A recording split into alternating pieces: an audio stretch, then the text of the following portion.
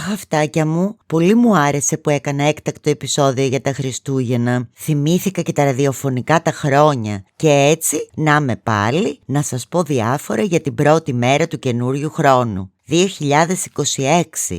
Πω, ήδη τρέχει το βιαστικούλι μας. Η πρώτη μέρα του χρόνου γιορτάζεται από πάρα πολύ παλιά.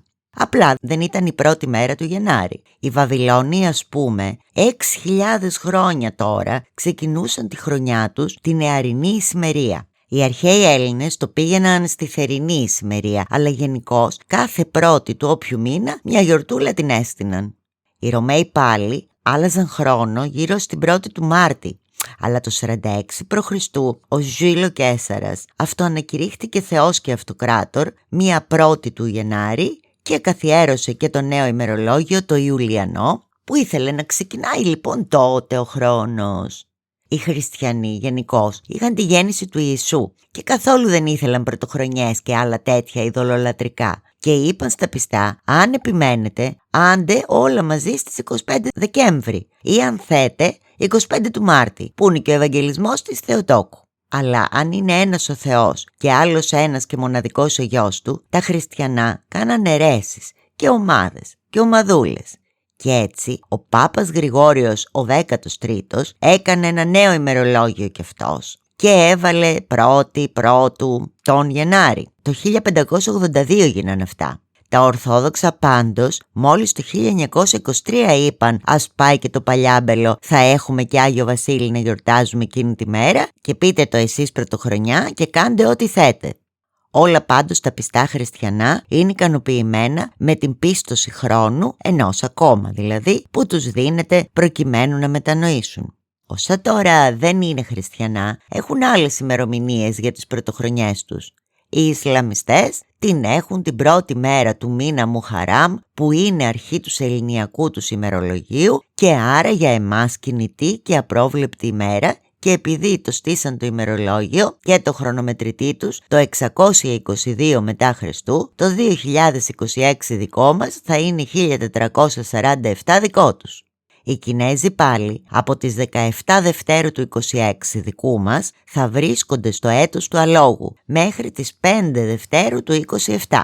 Οι Κινέζοι ως επιτοπλίστων βουδιστές να λέμε, αλλά Ταϊλάνδη, Λάος και Μιανμάρ, που είναι και αυτοί βουδιστές βεβαίως, έχουν τα δικά του και το πάνε μέσα Απριλίου. Οι Ινδουιστές τώρα για Απρίλη το πάνε και αυτοί, αλλά επισήμως 1η Γενάρη, γιατί μάθαν από τα Αγγλάκια.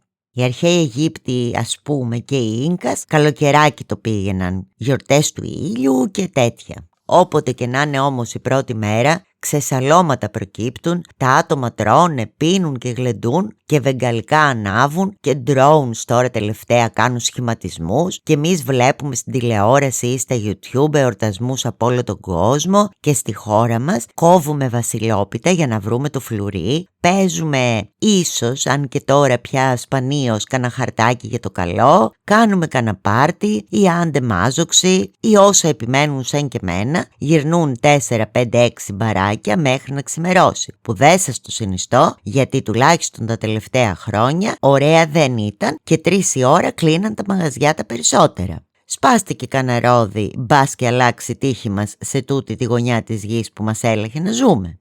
Αν πάλι πας αντί για μένα στα ισπανόφωνα κράτη, φάε 12 ρόγια στα φύλλη, μια για κάθε μήνα, μια σε κάθε ντύν του ρολογιού. Εκεί στη Λατινοαμερική, τσέκαρε και τα βρακάκια σου να είναι λευκά στη Βραζιλία, ροζ στην Αργεντίνα, κόκκινα γενικώς, αλλά και ένα πρασινάκι για καλή υγεία και ευεξία κανένα δεν χάλασε. Στη Χιλή τρώνε και φακές για να έχουν δουλειά και χρήματα, σου λέει, όλο το χρόνο. Στη Δανία, που μπουζούκια δεν είχαν ούτε έχουν, σπάνε πιάτα και ποτήρια στις πόρτες τους και μετά τρέχουν να ανέβουν στις καρέκλες και όταν θα πάει 12 τσουπ να πέσουν κάτω. Προς Νάπολη μεριά καλύτερα να μείνεις κάπου εντός, γιατί εξφενδονίζονται από παράθυρα, παλιά κατσαρολικά, κάνα ψυγείο ίσως παλιό, κάνα ρούχο ή σε μορφή κομφετί, έγγραφα που τα μαζεύουμε χωρίς καμία πλέον χρησιμότητα. Στις Φιλιππίνες πάλι φορούν πουά. Τρώνε στρογγυλές τροφές και γεμίζουν τις τσέπες τους με κέρματα, ευχόμενοι να πνιγούν στο χρήμα σαν το Σκρούτζ Μακντάκ. Στην Ιαπωνία χτυπούν καμπάνες 108 φορές συνεχόμενα, καθότι 108 τα ανθρώπινα αμαρτωλά πάθη για τους βουδιστές. Και θα σας πω τώρα πως βγαίνει ο αριθμός. Έχουμε 6 αισθήσεις: όραση, όσφρηση, ακοή, γεύση, αφή και νου.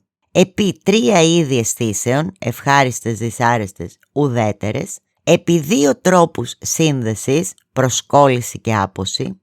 Επί 3 χρονικές διαστάσεις, παρελθόν, παρόν, μέλλον, το σύνολο 108. Εδώ εμείς 7 θανάσιμα αμαρτήματα έχουμε και καλά και δεν την παλεύουμε. Για βάλτε τώρα με το μυαλό σας βάρος που το έχουν τα βουδιστά. Εγώ προτείνω, σαν τους Κολομβιάνους, με το που θα χτυπήσει 12, να πάρει το καθένα μας μια άδεια βαλίτσα και να κάνει τον γύρο του τετραγώνου του σπιτιού του, μπας και ταξιδέψουμε πολύ το 2026. Σε όποια περίπτωση, μια καλή χρονιά ας έχουμε, με υγεία και χαμόγελα, άντε και αγκαλίτσες μπόλικες, και να κρατάμε ζωντανές τις αναμνήσεις μας και να μας προσέχουμε. Ήταν ένα έκτακτο επεισόδιο για τη νέα χρονιά του εντελώς ανεξάρτητου podcast Drum του Τέρα. Φιλάκια!